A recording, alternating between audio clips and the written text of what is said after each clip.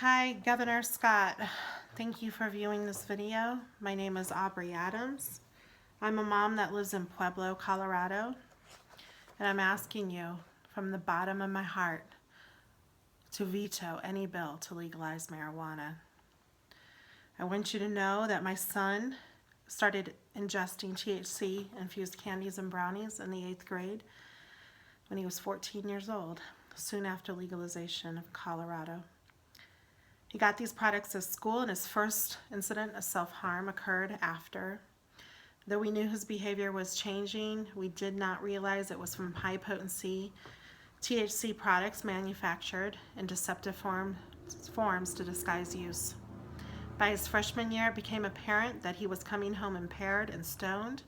Although I confronted him, his argument was that weed was safe, natural, and harmless. By February, he was often irrational, paranoid, and extremely angry.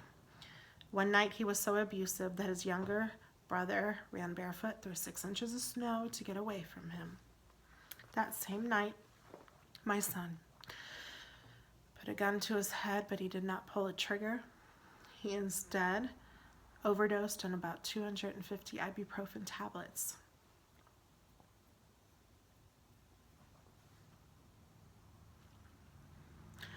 Fortunately, he vomited in his sleep, and he was hospitalized for 5 days. After he was discharged a few days later, we were in the ER again with irrational, suicidal behaviors. But this time he was not admitted because the psych liaison told me it's just marijuana. Unfortunately, he became worse, and a few days later needed to be admitted again. This time, he was admitted in a different town due to the lack of beds available in Pueblo. In my research, I found out that marijuana is associated with a 7-fold increase for suicide risk and can cause psychosis and violence. It was only then that I began to understand what was happening with my son.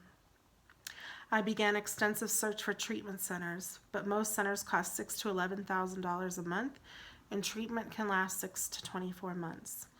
I wasn't able to come up with that kind of money, and soon my son was back on the streets, at one point gone for 5 days. Due to the turmoil, I had stopped working, and looking for treatment became my full-time job. Running out of options and resources, I knew I needed to get him out of Colorado, a drug-normalizing, drug-promoting state.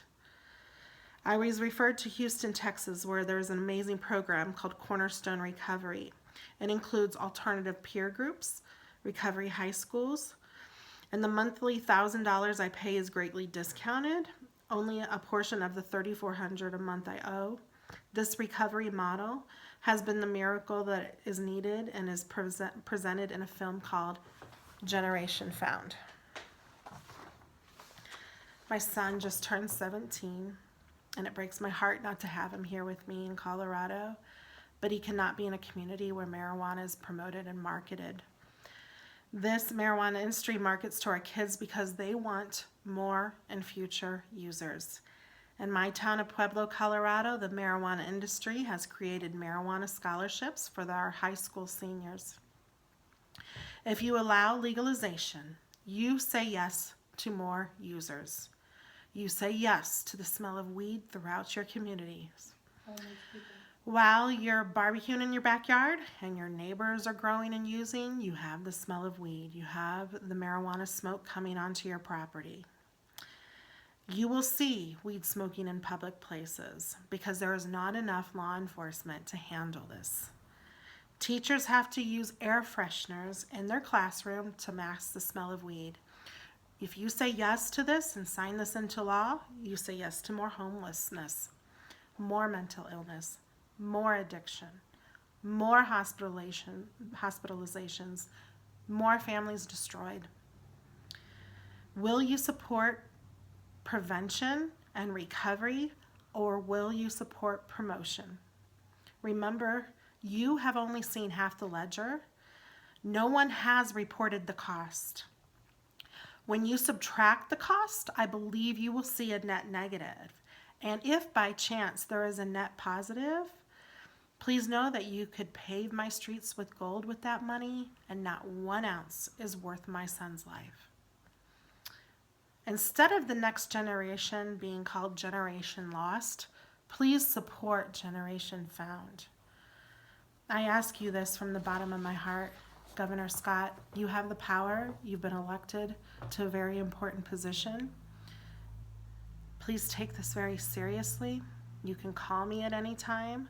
Dr. Antley has my phone number. I'd be happy to tell you about the 127 illegal busts in Pueblo County, marijuana illegal busts in Pueblo County. I'd be happy to tell you about the cartels in our neighborhoods now.